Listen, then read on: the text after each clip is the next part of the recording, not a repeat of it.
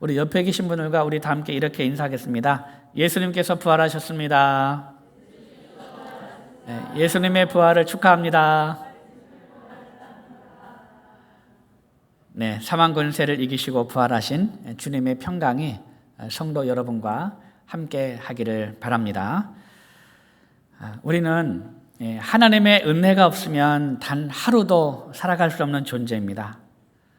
우리가 공기 없이는 잠시도 살 수 없지만 평소 그 고마움을 잊고 살듯이 하나님의 은혜도 마치 당연한 것처럼 잊고 살 때가 참 많습니다. 하지만 우리가 잊고 있다고 해서 공기가 사라지지 않듯이 하나님은 여러분이 태어날 때부터 지금까지 단 한순간도 잊지 않으시고 우리를 보호하고 계심을 여러분 꼭 믿으시기 바랍니다. 오늘은 2026년 부활주일입니다. 특별히 우리 의창교회가 합병해서 하나가 된 후에 맞이하는 첫 번째 부활절이라 그 의미가 더 남다르다고 할 수 있겠습니다. 부활은 기독교의 정체성이며 심장입니다. 이 기독교에서 부활을 빼면 아무것도 아닙니다. 그만큼 우리 기독교에 있어서 이 부활은 가장 중요한 단어입니다. 부활이 없다면 우리의 믿음은 빈 껍데기에 불과하고 부활이 없다면 기독교는 존재할 수 없습니다. 오늘 이 아침에 우리 삶의 모든 어둠을 몰아내는 이 부활의 빛이 여러분의 마음 깊이 가득하게 되기를 바랍니다. 자, 오늘 본문을 보면 고린도 교회 안에서도 이 부활을 믿지 못하는 사람들이 있었습니다. 오늘날 우리도 마찬가지 아닙니까? 오늘날 많은 사람들이 부활을 믿지 못하는 사람이 있듯이 그 당시에도 예수님의 부활을 믿지 못하는 사람들이 있었습니다. 죽은 자의 부활이 없다, 이렇게 말하는 사람들이 고린도 교회 안에도 있었다는 거죠. 그래서 12절 말씀 보면 그리스도께서 죽은 자 가운데서 다시 살아나셨다 전파되거늘 너희 중에서 어떤 사람들은 어찌하여 죽은 자 가운데서 부활이 없다 하느냐. 왜 그랬을까요? 왜 이 고린도 교회 이 성도들이 예수님의 부활을 믿지 못하는 사람들이 그 안에 있었을까요? 보지 못했기 때문입니다. 직접 보지 못했기 때문에. 이것은 오늘날도 똑같습니다. 저도 한때는 예수님의 부활을 믿지 못했습니다. 교회는 다녔습니다. 봉사도 열심히 했습니다. 신앙생활 진짜 열심히 했습니다. 주일 예배 빠지는 거요? 저는 상상할 수 없었습니다. 대학 다닐 때는 어디 MT를 가도 MT를 가면 주일날 새벽같이 일찍 일어나가지고 혼자 중간에 빠져나와서 주일 성수를 항상 했습니다. 누구보다도 열심히 했습니다. 그런데 마음 깊은 곳에서는 정말 예수님이 부활하셨을까? 이 질문이 사라지지 않았습니다. 저는 굉장히 이성적이고 논리적이고 합리적인 사람이기 때문에 이 질문이 항상 있었어요. 교회 다니면서도 신앙생활 열심히 하고 새벽기도도 하고 열심히 하면서도 늘 이 질문이 저의 마음 깊은 곳에 사라지지 않고 있었습니다. 아마도 여러분 중에도 저와 같은 분이 계실 것이라 생각합니다. 믿고 싶은데 믿어지지 않는 것이죠. 다 여기저기서 부활을 말하고 예수님의 부활을 말하고 축하를 하고 다 그러는데 정말 진심으로 부활을 믿어지면 좋겠는데 믿어지지 않는 것이죠. 몇 년 전인지는 정확하게 기억이 안 납니다만은 제가 이 파스칼의 팡세를 읽었습니다. 민음사에서 나온 팡세가 있고 또 제가 영문학 장로님의 고 여원학 장로님의 추천을 받아가지고 이 대장간에서 나온 파스칼의 팡세를 읽었는데 보니까 파스칼은 참 대단한 사람입니다.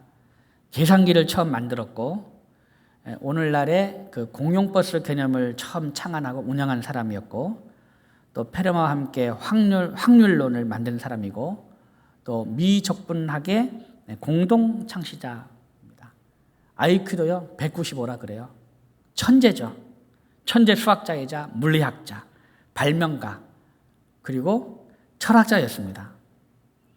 이 팡세를 번역한 사람의 말을 빌리면 그가 39살에 요절을 했는데 10대 후반에 죽었다 해도 그 이름이 역사에 남을 사람이고 짧은 세월을 살면서도 보통 사람이 몇백 년 동안 할 일을 정열적으로 한 사람이다라고 그렇게 표현을 합니다. 이 이성적이고 똑똑한 이 파스칼이 이 부활에 대해서 굉장히 논리적으로 접근한 내용이 있는데 한번 잘 들어보시기 바랍니다. 그 책의 그 내용을 그대로 읽어드리겠습니다.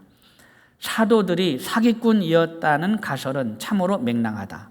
이 설을 자세히 살펴보라. 12사람이 예수 그리스도가 죽은 후에 한자리에 모여서 그가 부활했다고 선전할 음모를 꾸민다고 상상해보라. 그들은 그렇게 함으로써 모든 권력과 대적하게 된다. 인간의 마음은 이상하게도 경박함, 변심, 감언이설, 재물의 유혹에 쉽게 기울어지는 경향이 있다.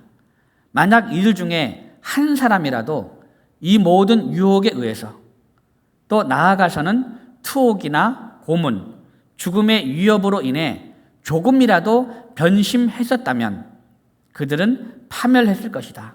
이 점을 유의하라. 이환, 번역자 이환, 팡세, 민음사에서 나온 책의 내용입니다. 그러니까 이 점을 정리하면 사도들이 예수님이 부활했다고 거짓말을 했거나 사기친 것이 아니다라는 말입니다. 만약에 그렇게 했다면 거짓말을 하거나 사기친 것이 그들의 음모가 반드시 들통났을 것이다 라는 거예요. 한 사람이 아니라 여러 사람이 모여있기 때문에 반드시 어느 한 명이 배신했을 거라는 거죠. 그리고 이런 말도 합니다. 이거는 박철수 파스칼의 팡세 대장간에서 나온 책의 내용인데 이런 말도 합니다. 예수 그리스도가 그들과 더불어 계실 동안은 제자들이 용기를 가질 수 있도록 할 수 있었지만 그러나 그가 죽은 후 부활하시지 않았다면 누가 그들로 하여금 죽음을 각오하고 죽기까지 행동하게 하였겠는가? 자, 이것도 마찬가지입니다. 제자들은 죽음이 두려워서 예수님을 배신하고 저주했던 사람들 아닙니까? 자, 그런데 그들이 어떻게 죽었습니까? 예수님의 부활을 증거하다가 베드로는 십자가에 거꾸로 매달려 못 박혀 죽었습니다. 그리고 안드레는 X자형 십자가에 이틀 동안 매달려 있으면서 지나가는 사람에게 복음을 전하다가 순교했습니다. 그리고 야고보는 성경에 나온 대로 헤롯에 의해서 참수형을 당했고요. 요한은 끓는 가마에 던져졌지만 기적으로 다시 살아나서 노년까지 살다가 반모섬에서 요한계시록을 썼습니다. 빌립은 기둥에 매달려서 돌에 맞아 순교했고 바돌로메는 살가죽이 벗겨지는 고통 속에서도 끝까지 부활을 전하다가 순교했고 마태는 에티오피아에서 칼에 찔려 순교했고 작은 야고보는 예루살렘 성전 꼭대기에서 던져졌는데 숨이 끊어지지 않자 몽둥이로 맞아서 순교했고 다데오는 복음을 전하다가 활에 맞아 죽었고 시몬은 톱에 썰려서 죽었고 마띠아는 돌에 맞고 결국에는 나중에 참수되었습니다. 그래서 파스칼은 팡세에서 이렇게 쓴 겁니다. 그가 죽은 후 부활하시지 않았다면 누가 그들로 하여금 죽음을 각오하고 죽기까지 행동하게 하였겠는가? 여러분, 만약에 부활이 거짓이라면 제자들의 이러한 삶을 설명할 수가 없습니다. 사랑하는 여러분, 아직 예수님의 부활에 대해서 확신하지 못하시는 분들은 꼭 그 부활을, 예수님의 부활을 마음으로 꼭 믿으시기 바랍니다. 오늘 본문에서 사도 바울은 단호하게 말합니다. 부활이 없다면 모든 것이 헛것이다. 우리의 믿음도 헛것이고 우리의 전도도 헛것이고 우리는 거짓 증인이다. 그리고 더 무서운 말이 이어서 나옵니다. 너희가 여전히 죄 가운데 있을 것이요. 너희가 여전히 죄 가운데 있을 것이다. 부활이 없다면. 왜 그렇습니까? 구원은 십자가만으로 완성되는 것이 아니라 십자가 죽음 플러스 부활로 완성되기 때문입니다.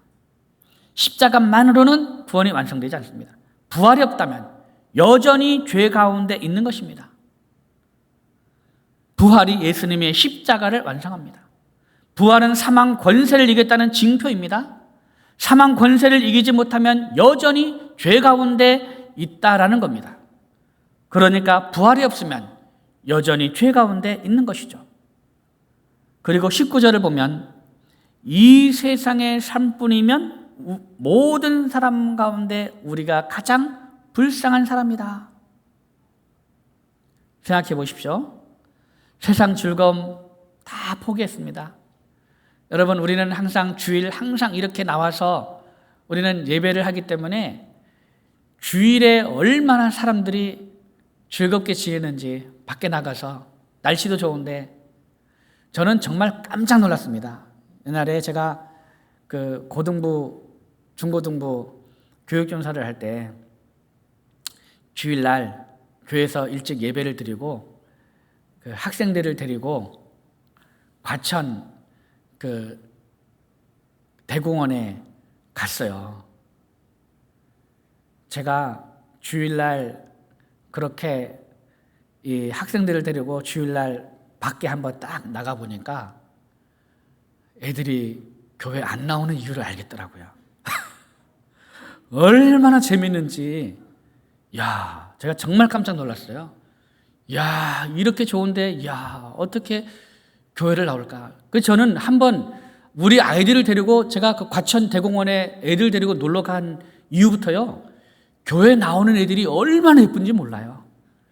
교회 나오면 애들이 뭐 환하게 웃으면서 설교를 듣습니까? 얼굴 하고 설교를 듣고 뭐 아무리 설교를 해도 이 설교가 애들 마음에 들어가는 것 같지가 않아요. 근데 제가 그 아이들을 데리고 한번 놀러 갔다 오고 나서 주일날 놀러 갔다 오고 나서 그냥 주일날 그 밖에 안 나가고 교회에 앉아서 와서 교회에서 예배드리는 그 아이들이 얼마나 사랑스럽고 또 얼마나 고맙고, 전에는 제 얼굴 왜 저래, 왜 억지로 예배드려, 막 그러는데 한번 그것을 경험하고 나서는요 너무 고마운 거예요. 이 자리에 앉아있는 것만 너무 고마운 거예요. 여러분, 주일날 나가면 정말 즐겁게, 그리고 주일만이 아니고 평소에도 이 기독교라는 이 종교를, 이 옷을 딱 벗어버리면 얼마나 여러분들 자유롭게 술도 한잔하고 담배도 마음껏 피우고 얼마나 자유롭게 여러분 즐기면서 이 세상을 그렇게 살 수가 있습니까? 근데 우리가 그 모든 즐거움을 다 내버리고 포기하고 주일날 정말 가족 행사도 못 가고, 요즘에는 자주 갑니다만 보니까 옛날에는 가족 행사도 일절 안 가고 진짜 그 핍박받으면서도 교회 나와서 예배했어요, 많은 분들이. 근데 가족 행사도 못 가고 모든 즐거움을 포기하고 교회 나오잖아요. 시간 들이고 헌신하고 헌금하고 또 기독교인으로 살아가려다 보니 손해도 보는 것 다 감수하고. 그런데 부활이 없다? 너무너무 억울하죠. 우리가 이렇게 살아온 그 세월이 얼마나 억울하고 불쌍합니까? 그래서 이 세상의 삶뿐이면 모든 사람 가운데서 우리가 가장 불쌍한 사람이다. 근데 여러분, 복음은 십자가 죽음에서 끝나지 않았습니다. 20절 말씀, 그러나 이제 그리스도께서 살아나셨다. 여러분, 그러나가 우리의 인생을 바꿉니다. 절망을 희망으로, 죽음을 생명으로, 실패를 승리로 바꿨습니다. 여러분, 예수님은 실제로 살아나셨습니다.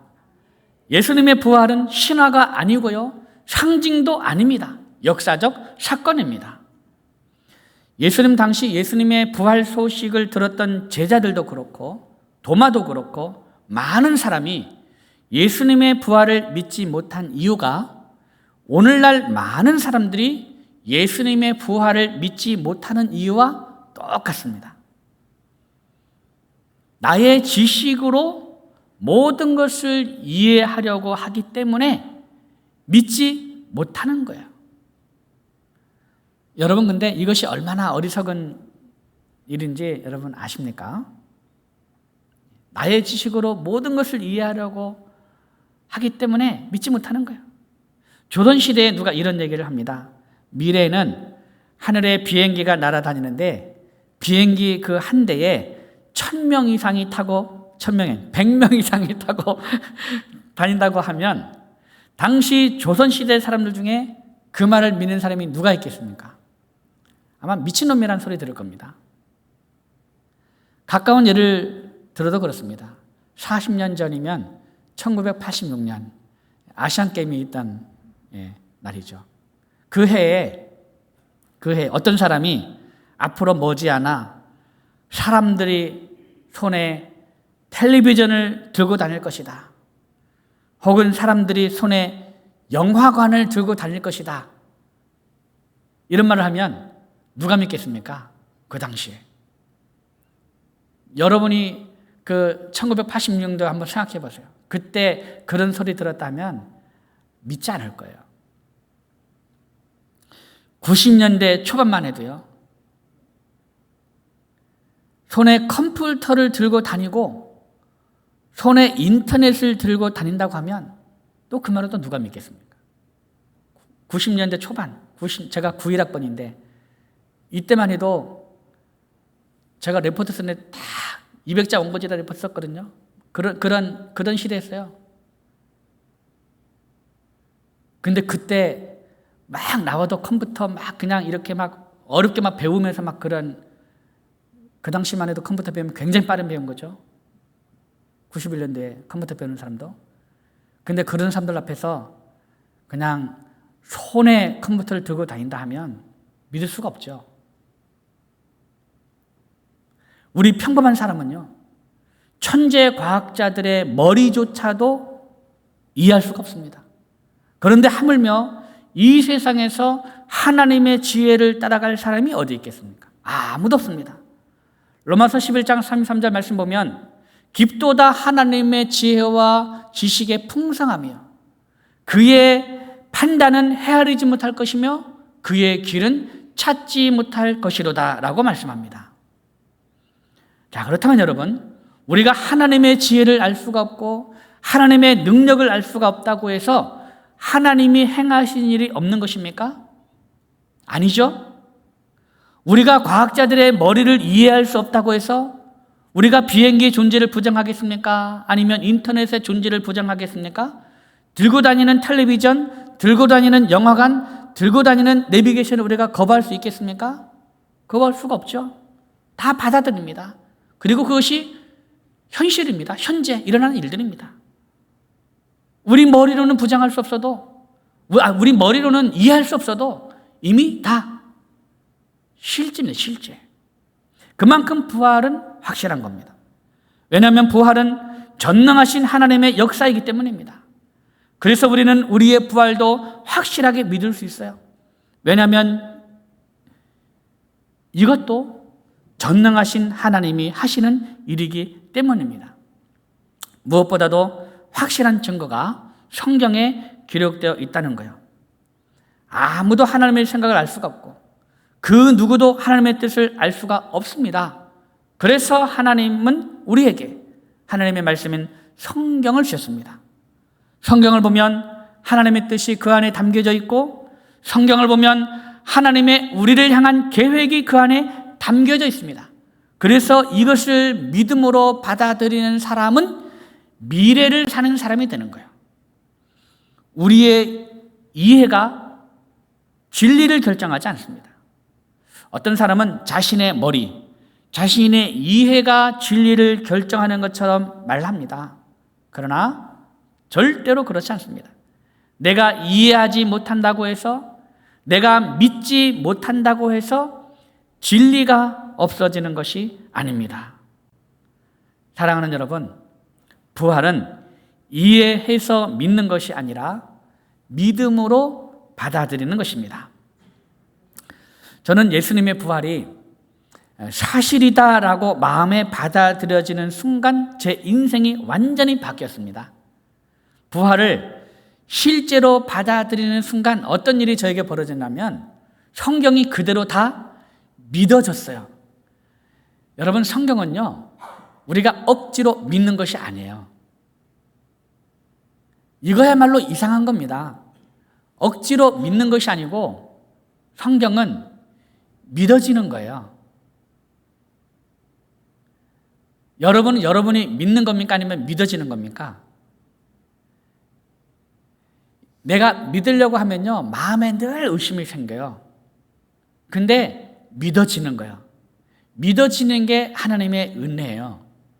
제가 부활을 실제로 마음에 딱 부활이 믿어지는 순간 제 안에 가장 놀라운 변화가 성경이 다 믿어지는 거예요.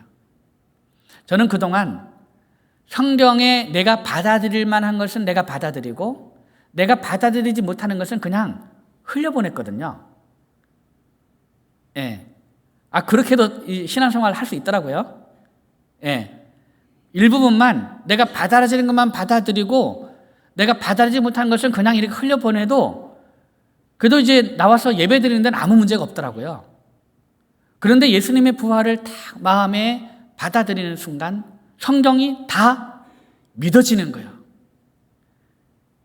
성경이 다 믿어지니까 저도 모르는 사이에 삶이 변하는 거예요. 삶이 변해요. 맨날 욕하고 비판하던 이 입술에서 욕을 못 하겠는 거예요. 저는 지금도 욕을 못 합니다.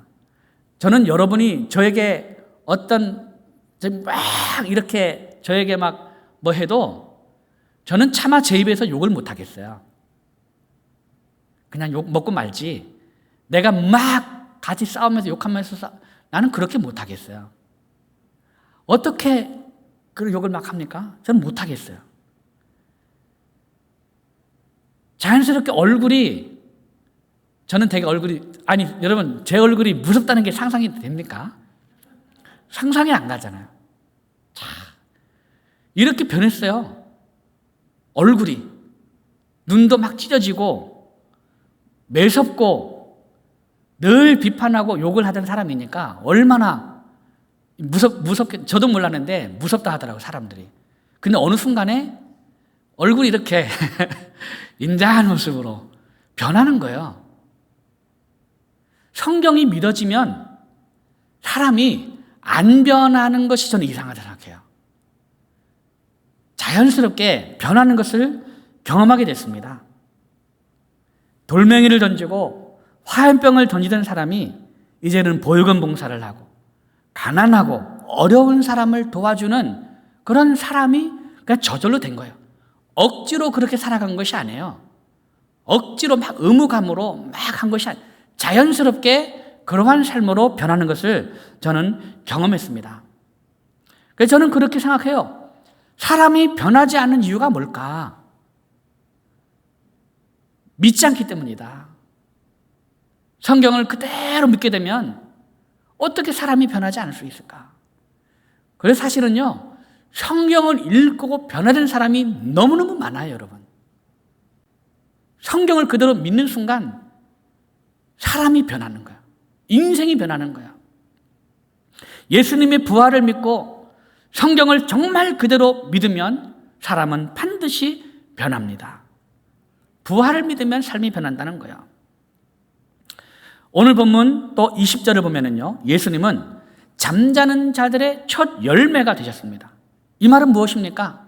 첫 열매가 있다는 말은 나중 열매도 있다는 얘기죠. 첫 열매를 하니까 나중 열매도 있는 거예요. 자, 그러니까 예수님께서 부활하심으로써 잠자는 자들의 첫 열매가 되셨다는 말은 예수님께서 부활하셨으니 우리도 반드시 부활한다라는 말씀입니다. 여러분, 우리는 이 땅에서 끝나는 존재가 아닙니다. 우리는 부활을 향해 살아가는 사람이고 우리는 오늘도 부활을 사는 사람이에요. 사도행전 2장을 보면 베드로의 오순절 설교가 나옵니다. 지금 우리 4월 달에 이달의 성경에 사도행전 읽지 않습니까? 이 설교를 보면요, 이 베드로의 그 통찰력이 대단합니다. 물론 성령의 충만을 받고 이제 하는 설교니까 성령께서 깨달음을 주신 거죠. 베드로가 말하기를 다윗은 예수님의 부활을 미리 봤다는 거예요. 한참 후에 예수님이 태어나셨고 또 예수님이 부활했잖아요. 근데 한참 전에 이 조상 다윗이 예수님의 부활을, 자기 후손의 그 예수님의 부활을 미리 봤다는 거예요. 그래서 다윗이 시편 16편을 기록했는데 사도행전 2장 31절을 보면 시편 16편을 인용해서 이렇게 말합니다. 다윗이 미리 본 거로, 미리 본 겁니다. 미리 본 거로 그리스도의 부활을 말하되, 미리 봤다는 거예요. 그래서 그리스도의 부활을 말하되 그가 음부에 버림이 되지 않고 그의 육신이 썩음을 당하지 아니하시리라. 다윗은 믿음으로 미래를 사는 사람이었어요. 그리고 믿음으로 미래를 사는 사람은요, 다윗만이 아닙니다. 히브리서 11장 13절 말씀 보면 이 사람들은 다 믿음을 따라 죽었으며 약속을 받지 못하였으되 그것들을 멀리서 보고 환영하며. 그러니까 하나님이 약속하신 것을 지금 당장 성취하지는 못했지만 그것들을 멀리서 보고 환영했다는 겁니다. 하나님께서 약속을 했는데 그것이 당장 내 눈앞에 이루어지지 않았어요. 그러나 그것들을 멀리서 보고 그 약속을 환영했다는 거예요. 그 약속을 믿었다는 거죠. 그 약속을 마음에 받아들였다는 거예요. 믿음의 사람들이 그렇게 했다는 겁니다. 그래서 믿음의 선진들은 믿음으로 멀리 있는 미래를 살아갔던 사람들입니다. 여러분, 마찬가지입니다. 우리도 믿음으로 미래를 살아가는 사람이에요. 믿음으로 예수님의 부활을 믿을 뿐만 아니라 믿음으로 우리 몸의 부활을 믿는 사람은 미래를 사는 사람입니다. 우리 몸의 부활을 지금부터 멀리서 그것을 보고 환영하는 사람입니다. 지금 현재 우리의 발은 이곳에 있지만 믿음으로 저 멀리 미래를 내다본 사람이에요. 다윗처럼, 아브람처럼, 이삭처럼, 야곱처럼 미래를 내다보는 사람입니다. 그래서 우리는 어떠한 고난과 어려움도 문제가 되지 않습니다. 이미 우리는 믿음으로 부활을 살아가는 사람이기 때문입니다. 우리는 오늘 부활을 살아가며 이미 죽음을 이긴 승리자이기 때문에 어떠한 고난과 어려움도 문제가 되지 않습니다. 지금 좀 힘들더라도, 좀 어렵더라도 나는 이미 승리자다. 나는 이미 부활을 얻은 사람이다. 나는 부활을 살아가는 사람이다. 그래서 나는 어떠한 어려움도 이겨낼 수 있다. 나는 할 수 있다. 나는 잘 살 수 있다. 여러분, 힘내시기 바랍니다. 이제 말씀을 정리하겠습니다. 부활은 과거 사건이 아니라 오늘을 살아가는 능력입니다. 그래서 우리는 이렇게 고백할 수 있습니다. 나는 이미 승리자다. 나는 부활을 살아가는 사람이다. 나는 어떤 상황도 이길 수 있다. 지금 힘들어도 여러분 괜찮습니다. 지금 무너진 것 같아도 괜찮습니다. 왜냐하면 부활이 있기 때문입니다. 누가 우리를 정죄하겠습니까? 누가 우리를 그리스도를 사랑해서 누가 우리를 끊겠습니까? 아무도 없습니다. 여러분, 절망 속에 있습니까? 그래서 포기하고 싶습니까? 여러분, 부활을 바라보십시오. 다시 일어나시고 다시 시작하십시오. 부활은 끝이 아니라 다시 시작할 수 있는 하나님의 능력입니다. 하나님께서 우리 의창교회도 부활의 능력으로 하나 되게 하시고 다시 일어서는 교회로 세워주실 줄 믿습니다. 오늘도 부활의 능력으로 다시 일어서는 저와 여러분이 되기를 주의 이름으로 축원합니다.